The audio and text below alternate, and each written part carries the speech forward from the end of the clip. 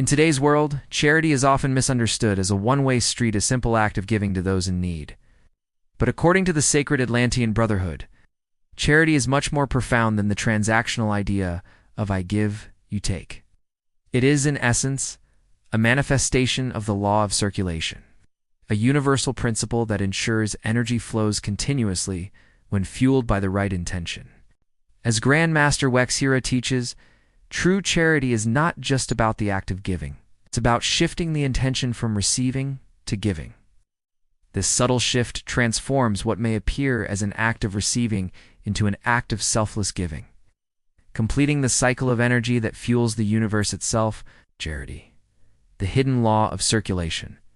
The Brotherhood explains that charity is not limited to material acts. It's a natural exchange that sustains the harmony of life. In every act of giving, there's an equal and simultaneous act of receiving, and vice versa. The key lies in the intention behind the act. Imagine attending a party where the host has prepared a lavish meal. As you savor the dishes prepared with love and effort, you might think you are simply receiving. However, in truth, by enjoying the meal, you are fulfilling the host's intention to give. Your gratitude and enjoyment are a gift in themselves, as they bring joy and fulfillment to the host. Grand Master WaXhira explains, only by receiving can one complete the act of giving. In this example, the receiver is just as important as the giver, and both are participating in the same sacred exchange. The mother and the calf. A divine exchange. One of the Brotherhood's most profound teachings on the law of circulation comes from observing nature. Consider a mother nursing her child. At first glance, it appears that the child is merely receiving nourishment from the mother. But dig deeper, and you will realize a greater truth. As much as the child wants to nurse, the mother wants even more to nurture her young. This sacred act is not one-sided. It is an exchange of love, energy, and fulfillment. The mother feels joy and completeness in giving to her child. As WaXhira says, what appears as receiving is often the greatest form of giving. The same logic applies to a calf suckling from its mother.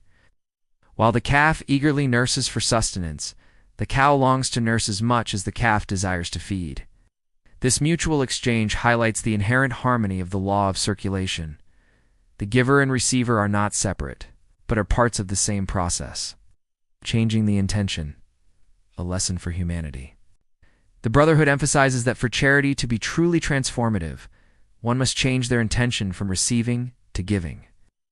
When you approach life with the mindset of giving, whether through acts of service, gratitude, or sharing joy, you become part of the universal flow of abundance. This teaching dismantles the egotistical idea that charity is about a superior figure helping someone in need. Instead, it is about recognizing the unity between giver and receiver. Both are equal participants in a cycle that sustains the balance of life. The eternal flow of energy, the Sacred Atlantean Brotherhood, reminds us that the universe itself operates on this law of circulation.